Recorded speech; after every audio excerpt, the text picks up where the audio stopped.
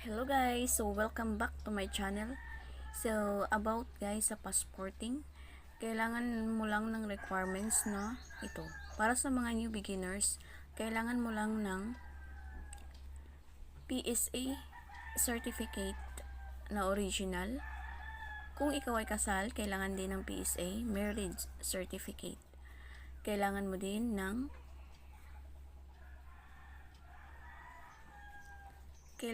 ng valid ID. So, valid ID, police clearance, yun lang guys ang kailangan mo. So, ang price ng passport ngayon, dati is 980 or almost 1,000. Pero ngayon, di ko pa alam kung magkano na. So, last 2 years ago na yun. So, kung kayo ay interesado na mag-abroad, kailangan yung kumuha ng passport. Kasi yung passport din ngayon ay magagamit mo valid for 10 years.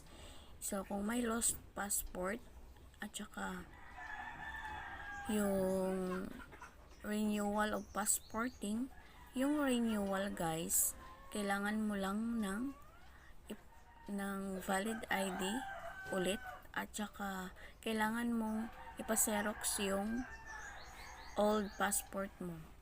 Yun lang ang requirements guys. 2 valid ID. So tagdadalawa yun guys. Kung ikaw naman ay lost passport, kailangan mo ng